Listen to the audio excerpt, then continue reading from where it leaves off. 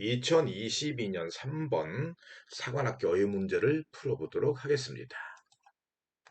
해설을 듣기 전에 문제를 풀어본 적이 없는 학생이 있다면 잠시 멈추고 풀어보시길 바랍니다. 대략 한 문제당 80초 내외라고 그랬어요. 문제는 다음 페이지에 있습니다. 자, 80초가 지났다고 가정하고 중심 내용이 뭐였습니까? 조각의 용도와 조각가의 조각재료 선택이었습니다. 이 중심 내용을 가지고 문제를 풀어봅니다. 자, 1번 문장, 1번 있는 문장입니다.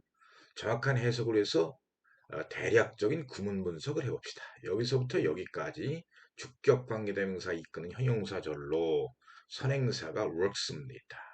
그래서 해석을 해보면 이렇습니다.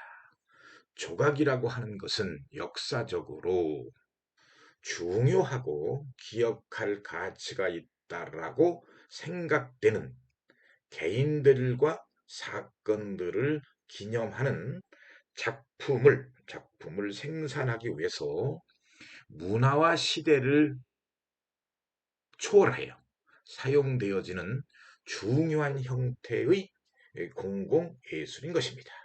됐습니까? 자, 여기 이 1번이 들어가 있는 문장에선 무엇을 얘기하고 있는가요? 다음을 얘기하고 있군요. 조각의 용도와 정의입니다. 자, 구체적으로 살펴보면 이런 거지요. 이 부분입니다. 중요하고 기억할 가치가 있다고 생각되어지는 개인들과 어떤 사건들을 기념하는 작품들. 정의죠. 조각의 정의. 그렇죠. 그리고 기억할 가치가 있고 중요하다. 중요하니까 기억할 가치가 있고, 그렇죠. 가치가 있으니까 중요하고, 병치 구조를 이루죠. 의미상. 따라서 1번은 모멘터스는 적절한 어휘입니다. 다음 2번이 들어가 있는 문장입니다.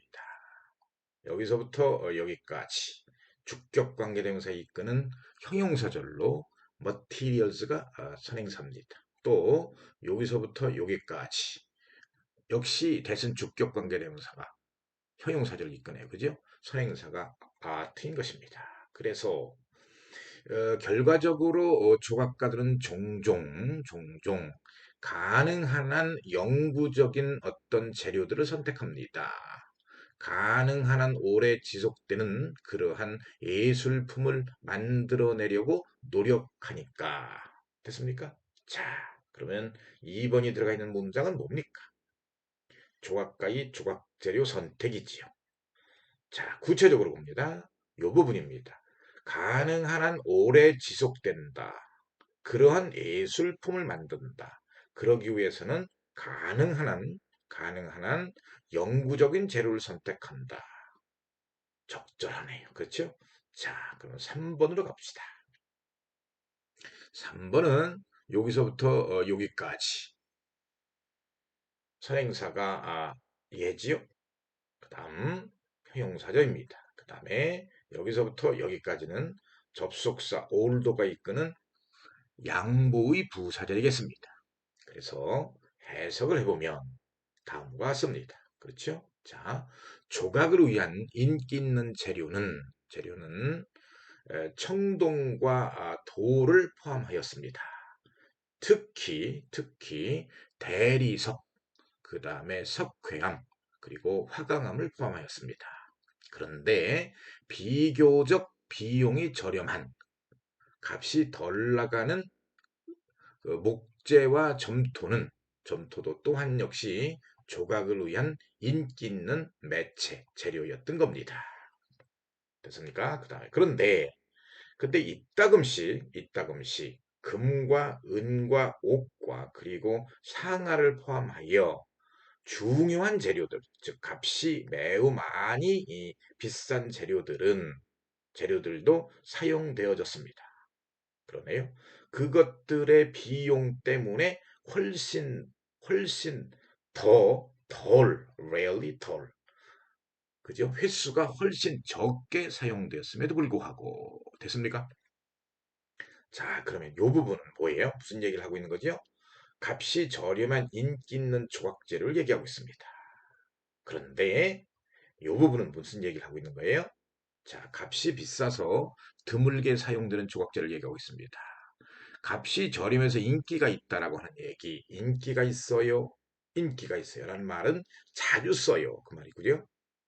그런데 이따금씩 비용이 발생한다. 비용이 아주 비싸다. 그래서 요 부분하고 서로 비교하고 있네요. 값이 저렴하다. 그러니까 자주 쓴다. 인기가 있다. 값이 매우 비싸다. 이따금씩 쓸 수밖에 없다. 값이 비싸서. 그렇기 때문에 서로 대조되지요.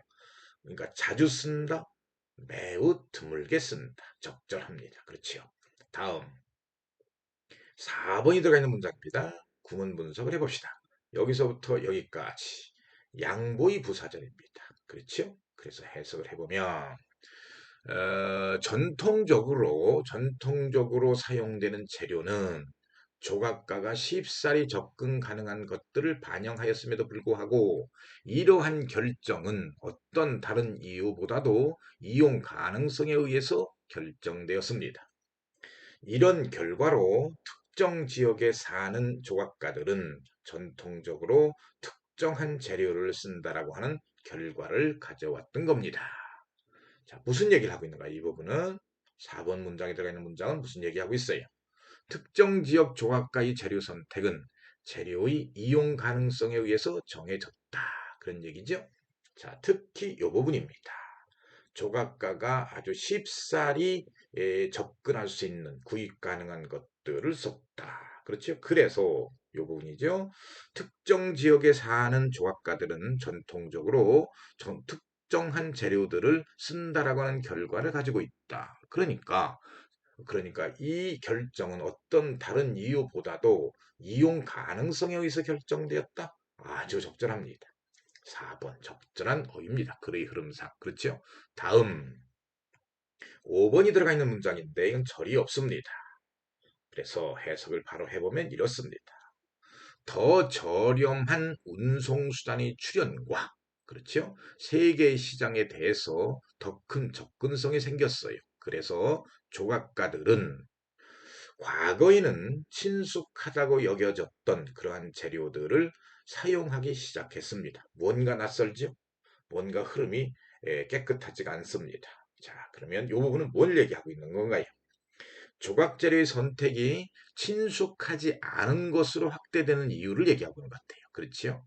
이해 가십니까? 그러니까 이 부분을 보시면 그렇죠. 훨씬 더 저렴한 운송수단이 생겼어. 그리고 세계 시장에 훨씬 더 접근을 하였어. 그렇다 그러면 과거에는 어떻게 됐어요? 주변에 비교적 비용이 저렴하고 접근 가능성이 뛰어난 그래서 자주 사용하다 보니까 친숙하지요.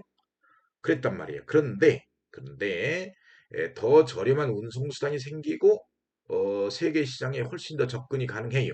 그러니까 과거에는 쓸 수 없었던, 다시 말하면 친숙하지 않았던 그러한 재료들을 쓰기 시작했다. 그래야 적절하겠죠. 따라서 5번이 정답이고요. 5번은 그러면 적절한 단어로 바꾸면 뭘까요?